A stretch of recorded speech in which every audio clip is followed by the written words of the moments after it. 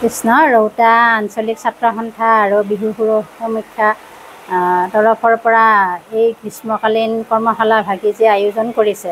তাতে আমি অংশগ্ৰহণ কৰিবলৈ পাই আমি অতি আনন্দিত হৈছোঁ আৰু সুখী অনুভৱ কৰিছোঁ আৰু কিছুমান বহু নজনা কথা আমি শিকিব পাৰিছোঁ আৰু লগতে থিয় নাম, লোকগীত, হোলী গীত এনেধৰণৰ ইত্যাদি আমি শিকিবলৈ পাইছোঁ।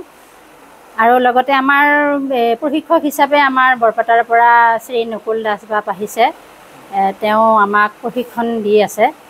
এতিয়া 25 তাৰিখৰ পৰা 29 তাৰিখলৈ এই অনুষ্ঠান ভাগি চলিব আৰু আমি ইয়াতে অংশগ্ৰহণ কৰিবলৈ পাই নিজকে আমি ধন্য মানিছোঁ আৰু ৰৌতা ছাত্ৰ সন্থা আৰু বিহু সুৰক্ষা সমিতিক আমাৰ তৰফৰ পৰা সকলোকে কৃতজ্ঞতা আৰু ধন্যবাদ জ্ঞাপন কৰিছোঁ। কৃষ্ণ ৰৌতা ছাত্ৰ সন্থা আৰু বিহু সুৰক্ষা সমিতিয়ে 5 দিনীয়া গ্ৰীষ্মকালীন কৰ্মশালাতে আয়োজন কৰিছে। আমাক বৰপেটাৰ পৰা মাতি আনিছে থিয় নাম, হোলী গীত, লোকগীত আৰু ভোৰতাল শিকোৱাৰ কাৰণে। আজি 3য় দিন। বৰ সুন্দৰভাৱে এই আয়তীসকলে, যুৱতীসকলে আৰু ল'ৰাসকলে সুন্দৰভাৱে থিয় নাম, হোলী গীত, লোকগীত মানে চৰ্চা কৰিছে। আমি শিকি বৰ ভাল পাইছোঁ, বৰ উৎসাহী। তথাপি ইমান গৰমৰ নেওচি আইসকলে নাম গাইছে, সঁচা কৰি বৰ অভিভূত হৈছোঁ। আৰু এই লোকসংগীত, নাম, হোলী গীত আমাৰ জাতিটোৰ প্ৰাণ। আমি যেতিয়া পৰিচয় দিব লাগে, আমাৰ নাম, লোকগীত এইখিনি আমাক লাগিবই, বিহু লাগিবই। গতিকে আমাৰ অসম চৰকাৰৰ পৰাও কিছু আমাৰ কৰণীয় কাম আছে। এইটো ভিতৰীয়া অঞ্চল, ৰৌতা অঞ্চল, ইয়াতে বহুতে ঢুকি নাপায়। তথাপি এই ছাত্ৰ সন্থাক মই ধন্যবাদ জনাইছোঁ বা বিহু সুৰক্ষা সমিতিক ধন্যবাদ দিছোঁ। এইকাৰণেই এই থিয় নাম, থিয়েটাৰ বৰপেটাৰ আমাৰ প্ৰাণকেন্দ্ৰ থিয় নাম বৰপেটাৰ, হোলী গীত বৰপেটাৰ, এই লোকসংগীতখিনিক আমাৰ এই চিনাকি কৰি দিয়াৰ কাৰণে এটা প্ৰয়াস কৰিছে 5 দিনীয়া কৰ্মশালাৰ জৰিয়তে। গতিকে বৰ সুন্দৰভাৱে গাইছে আৰু এইটো আমাৰ কাৰণে বৰ শুভ লক্ষণ। এনেধৰণে প্ৰচাৰ প্ৰসাৰ হ'ব লাগে। এইটো অকল যে বৰপেটাৰে থিয় নাম, বৰপেটাতে হোলী গীত বা লোকগীত হ'ব নালাগে, সকলোৱে লওক।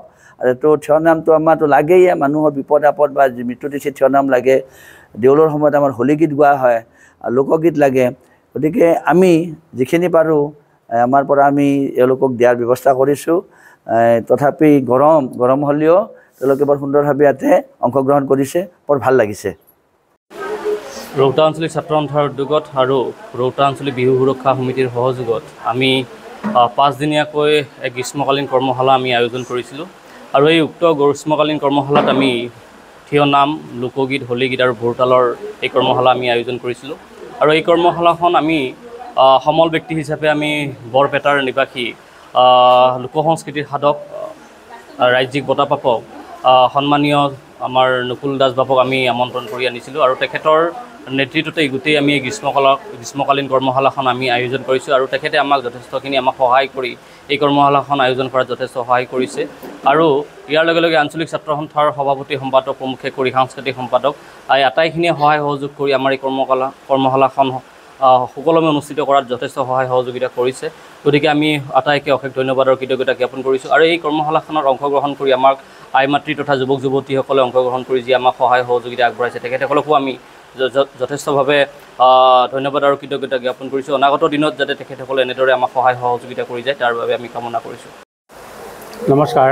ৰৌতা আঞ্চলিক ছাত্ৰ সন্থাৰ উদ্যোগত আৰু ৰৌতা আঞ্চলিক বিহু সুৰক্ষা সমিতিৰ ব্যৱস্থাপনাত আজি ৰৌতা অঞ্চলৰ জাতীয় বিদ্যালয়ত আমাৰ 5 দিনীয়া কাৰ্যসূচী যোৱা 25 তাৰিখৰ পৰা 29 জুলাইলৈকে যি আমাৰ গ্ৰীষ্মকালীন আমাৰ লোকগীত, ভোৰতাল, থিয় নাম আৰু হোলী গীতৰ যিটো আমাৰ কৰ্মশালা অনুষ্ঠিত হ'ল, তাতে আমি যথেষ্ট সুন্দৰভাৱে অনুষ্ঠিত হোৱা পৰিলক্ষিত হৈছে।